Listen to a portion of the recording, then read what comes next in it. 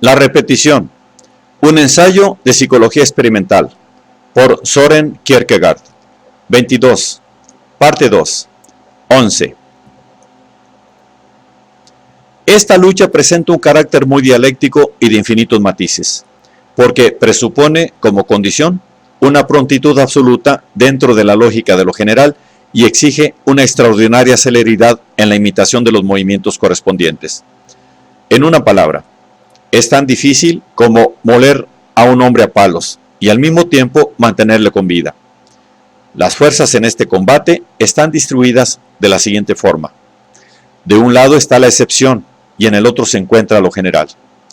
La lucha en sí misma representa, por una parte, un extraño conflicto entre la impaciencia colérica de lo general, que se exaspera por el espectáculo que arma la excepción, y la predilección enamorada que lo general, a pesar de todo, siente por la misma excepción. Porque, al fin de cuentas, lo general se alegra tanto por una excepción como el cielo lo hace por un pecador arrepentido, que le causa una alegría mayor que 99 justos. Y, por la otra parte, las fuerzas en litigio son la obstinación rebelde y la debilidad enfermiza peculiares de la excepción. Entre todas estas fuerzas contrarias y contradictorias, se produce un choque encarnizado en lo que lo general se enfrenta y rompe con la excepción, pero de tal forma que termina reforzando las mismas posiciones de la excepción. Claro que si la excepción no sabe mantener la frente alta durante este choque tremendo y lucha con el mismo encarnizamiento que lo hace su enemigo, entonces lo general, su enemigo, no la ayudará a salir airosa y triunfante, de la misma manera que tampoco el cielo ayudará al pecador que no sepa aguantar a pie firme los dolores del arrepentimiento. La excepción enérgica y decidida es la que sabe defenderse, y también sabe, aunque esté en lucha con lo general, que es un vástago de su mismo tronco. Así es como se desarrolla la batalla en este frente de la vida. La excepción, mientras se piensa a sí misma, piensa también lo general. Mientras se trabaja a sí misma, modelándose, trabaja también por lo general. Y, explicándose a sí misma, explica lo general. La excepción, por tanto, explica lo general y se explica a sí misma. Tan verdadero es esto, que el que quiere estudiar a fondo lo general no tiene más que contemplar una excepción justificada y legítima. Esta excepción esclarece todas las cosas mucho mejor que pueda hacerlo lo general. La excepción legítima se halla reconciliada con lo general. Es cierto que lo general, por su misma esencia, está destinado a luchar con la excepción, pero también es cierto, según dijimos, que siente predilección por ella, aunque no se la muestre hasta el momento en que la propia excepción lo obligue como a confesarlo. Si la excepción no tiene este poder, ello es prueba evidente de que no es legítima, y, por consiguiente, lo general hace muy bien en no señalarse con nada especial antes de tiempo. Cuando el cielo ama a un pecador más que a 99 justos, esto no lo sabe el pecador desde el principio, ni muchísimo menos, porque lo que el pecador percibe al iniciar su arrepentimiento es más bien la cólera terrible del cielo, hasta que al final, bien arrepentido, el pecador obliga en cierto modo al mismo cielo a que se pronuncie en su favor. A la larga, uno no puede por menos que sentirse fatigado con tantas chácharas y discursos interminables sobre lo general, los cuales, a pesar de su interminable extensión, no hacen más que repetirse una y mil veces de la manera más insípida y aburrida. Y también hay excepciones, y ya va siendo tiempo de que se empiece a hablar de ellas. Si no se pueden explicar las excepciones, entonces tampoco se puede explicar lo general. Esta dificultad no suele notarse de ordinario, pues la sencilla razón de que no se pierda compasión en lo general, sino con una indolente superficialidad. Esta dificultad no suele notarse de ordinario, por la sencilla razón de que no se piensa compasión en lo general, sino con una indolente superficialidad. La excepción, en cambio, piensa lo general con todas las energías de su apasionamiento. Cuando se obra así, nos encontramos ante un nuevo orden de cosas y la pobre excepción, si tiene bríos para combatir, sale al fin victoriosa, y todos son parabienes y felicitaciones, como en el cuento de aquella Cenicienta humillada y maltratada por su madrastra. Una tal excepción es un poeta, que representa el tránsito hacia las auténticas excepciones aristocráticas, esto es, las religiosas. Un poeta, por lo general, es una excepción, una de las mayores alegrías de este mundo, al menos para nosotros, es poder ser testigo de la aparición y producciones de un poeta semejante. Esto es lo que me hizo pensar hace ya un cierto tiempo que valía la pena contribuir personalmente a que apareciera un fenómeno de este tipo. Es todo lo que he podido hacer, pues a lo más que pueden llegar mis fuerzas es a pensar o imaginar a un poeta, e incluso a ayudarle con mi pensamiento y fantasía que surja en cuanto tal. Pero lo que no puedo en absoluto es ser yo mismo un poeta, pues mis intereses están en otra parte. Mi tarea se ha limitado estrictamente a estudiar el fenómeno desde el punto de vista estético y psicológico. Es verdad que en el cumplimiento de esta misión he traicionado algunos de mis peculiares rasgos personales. Pero, mi querido lector, si lees con atención y captas el verdadero contenido del libro, comprobarás fácilmente que yo solo soy un espíritu servicial, y que, por cierto, como se atreve a insinuar mi joven amigo, nunca he dejado de interesarme por él. El que mi amigo se atreviera a insinuar lo contrario fue una de tantas equivocaciones suyas, si bien yo también di pie a esta con el fin de ayudarle mejor en el proceso de su formación. Todos los movimientos que yo he hecho solo han sido con el fin de iluminarlo. Lo he tenido siempre en mente, y cada palabra mía, cuando no ha sido meramente la de un ventrílocuo, solo ha sido dicha en referencia a él. Aún en aquellas partes del libro en que dominan, sin orden y concierto, la malicia y la broma, no hago más que referirme a él. Y donde todo termina en melancolía, no hago otra cosa que aludirlo y señalar sus estados de alma. Por eso, todos los movimientos se desenvuelven en una atmósfera puramente lírica, y todo lo que yo digo ha de entenderse vagamente dicho sobre él, o dicho con el fin de comprenderlo mejor.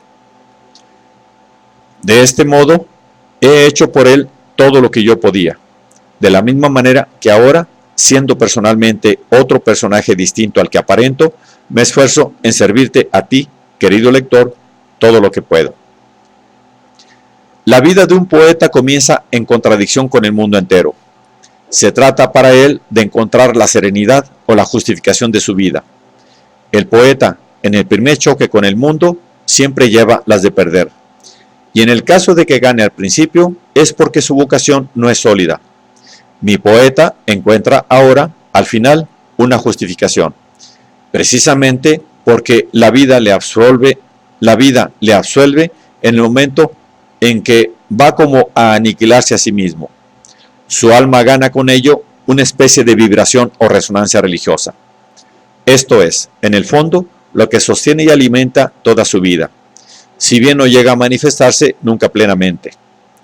Su júbilo ditirámbico, en la última carta, es un buen ejemplo de lo que digo, pues sin duda esa alegría se funda en una emoción de tipo religioso, pero que permanece siempre latente con interioridad.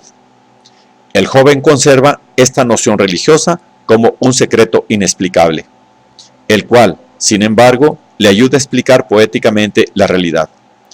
Explica lo general como la repetición, y, no obstante, su idea de la misma no concuerda con esta explicación, ya que mientras la realidad se hace repetición, esta permanece siendo para él la segunda potencia de su conciencia. El muchacho, la cosa más natural en un poeta, llegó a enamorarse, pero este enamoramiento suyo era, desde sus primeros puntos de vista, completamente ambiguo, feliz, desgraciado, cómico y trágico. En la perspectiva de la joven, todo puede resultar cómico, ya que el joven sufría una marcada tendencia a la compasión y en este sentido sus sufrimientos no eran producidos por sus propios dolores íntimos, sino por todas las posibles penas de la amada. Ahora bien, si se equivocaba en este aspecto y su amada no sufría en realidad ni mucho ni poco, entonces lo cómico aparece en el primer plano. Por el contrario, Si se fija en sus propios sentimientos, por pequeños que fueran en comparación de los posibles de la amada, entonces domina lo trágico, como también era trágica, en otro sentido, toda su concepción ideal de la amada. Por esto mismo, ha conservado, casi hasta el final, una imagen ideal de toda su historia amorosa, a la cual le ha dado las más variadas interpretaciones, pero siempre en el dominio de los sentimientos, puesto que desconoce por completo el de los hechos reales. Posee, por tanto, solamente hechos de conciencia, o, dicho con mayor exactitud, no posee tampoco ningún hecho de conciencia, sino una elasticidad dialéctica que lo empuja a ser productivo en el orden puramente sentimental. Cuando esta actividad creadora alcanza el punto más alto, entonces parece que el joven es llevado en volandas, transportado por un inefable elemento religioso. Tal era la dirección interior que el muchacho seguía en sus primeras cartas, particularmente en algunas de ellas. Es una dirección muy próxima a una orientación decidida de tipo religioso, pero en el mismo momento en que cesa ese estado de suspensión o vacilación fugitivas,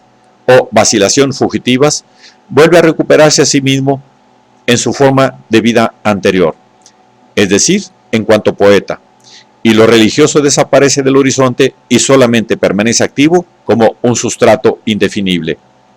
Si nuestro joven hubiera poseído una base religiosa más profunda, nunca habría llegado a ser un poeta. Entonces, todo habría tenido un sentido religioso en su vida. La aventura amorosa en la que se había embarcado también tendría importancia para él, pero el impulso para continuarla le habría venido de esferas superiores. Entonces habría actuado, desde luego, con mayor decisión y con unas fuerzas muy diferentes, aunque pagadas al precio de unos sufrimientos aún más atroces. Habría actuado con una consecuencia y una firmeza inquebrantables, y conseguido un incontestable hecho de conciencia en el que apoyarse constantemente, sin ninguna ambigüedad, sino de la manera más seria y segura, porque era un hecho basado en su relación con Dios. En este mismo momento, toda la cuestión relativa a lo finito perdería interés para él, y la propia realidad inmediata le sería, en el fondo, completamente indiferente. De este modo, habría liquidado de repente todas las consecuencias terribles de su aventura amorosa. La realidad, cualquiera que hubiese sido el giro que habían tomado las cosas, se mostraría bajo otra luz, y ya no significaría para él ningún cambio esencial, como tampoco cualquier suceso en esta nueva dirección, incluso el más espantoso, podría causarle un tormento mayor que el de los sucesos anteriormente vividos. Entonces, finalmente, habría comprendido con temor y temblor, pero también con fe y confianza, lo que había hecho desde el principio, y lo que, consiguientemente, estaba obligado a hacer en el futuro, por más que este deber enfrentara a las cosas más extrañas. Pero nuestro joven, como es típico y normal en el caso de un poeta, no llegó nunca a tener ideas claras sobre lo que había hecho, cabalmente porque siempre ha titubeado en enfocar su actuación atendiendo a los aspectos exteriores y visibles de la misma, o, mejor dicho, porque ha pretendido siempre enfocarla exclusivamente bajo esos aspectos que no ofrecen nunca una perspectiva adecuada y una pista segura. El individuo religioso, por el contrario, se apoya a sí mismo y desprecia todos los garabatos infantiles de la realidad exterior y visible. Mi querido lector, comprenderás ahora que todo el interés del libro se concentra en el hombre joven, en tanto que yo, en relación suya, soy una persona destinada a esfumarme en el mismo instante en que él aparece, algo así como la madre respecto del niño al que acaba de dar a luz. Esta comparación es perfecta, pues el sentido espiritual en el sentido espiritual yo le he dado realmente a luz, y por eso, como adulto que soy, llevo siempre la voz cantante.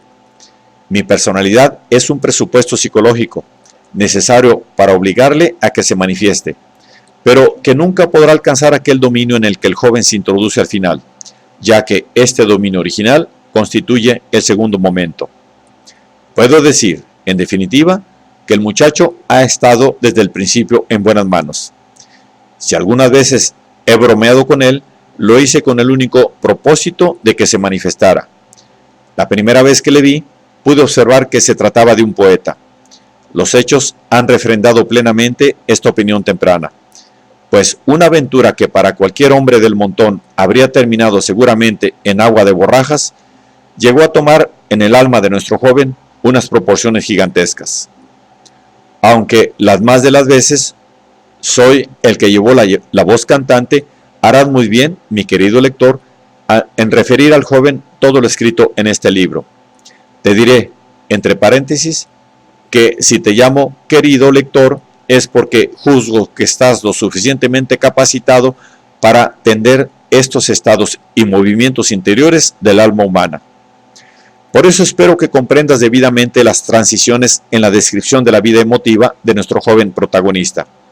Y también espero que si alguna vez llegan a desconcertarte este o aquel pasaje por su desbordamiento imprevisto y exagerado, compruebes más adelante, con tu atenta lectura, que todas las diversas situaciones tienen su razón y que no hay ni un solo pasaje que no guarde estrecha relación con los demás y con el conjunto.